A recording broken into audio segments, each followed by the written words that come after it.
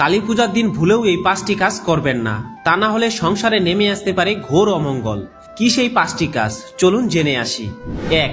কালী পূজার দিন এবং তার আগের দিন রাতে শ্মশান বা কবরস্থানের ধারের কাছেও যাবেন না, কারণ এই সময় এইসব জায়গাগুলোতে নানা রকম নেগেটিভ শক্তি থাকে, আর এতে আপনার এবং আপনার পরিবারের ক্ষতি হয়ে যেতে পারে। 2. এই 2 দিন সন্ধ্যাবেলার পর ঘর ঝাড়ু দিয়ে পরিষ্কার করবেন না। মনে করা হয় এর ফলে মা লক্ষ্মীকে নাকি ঘর থেকে বিতাড়িত করে দেওয়া হয়। 3. কালী পূজা ও ভূত চতুর্দশীর রাতে নারীদের খোলা চুলে ঘুমানো উচিত নয়, তাহলে নেগেটিভ শক্তি আকর্ষিত হয় এবং এর ফলে আপনার এবং আপনার সন্তানের ক্ষতি হতে পারে। তাছাড়া রাতে খোলা চুলে থাকলে দেবী লক্ষ্মীও রুষ্ট হন।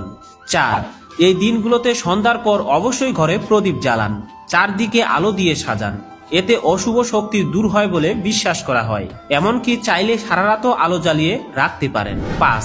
জুতা বা চামড়া জাতীয় জিনিস নিয়ে ভুলেও ঠাকুর ঘরে প্রবেশ করবেন না। বলা হয় যে পুজোর ঘরে চামড়ার কোনো জিনিস নিয়ে ঢুকলে পুজোর ঘর অপবিত্র হয়ে যায়, তাই চামড়ার তৈরি জুতো, ব্যাগ ইত্যাদি পুজোর ঘরের বাইরেই রাখুন। আর আপনিও যদি একজন মা কালীর ভক্ত হন, তাহলে এমন গুরুত্বপূর্ণ ভিডিওটি শেয়ার করে অন্যকে জানিয়ে দেওয়ার অনুরোধ রইল। জয় মা কালী।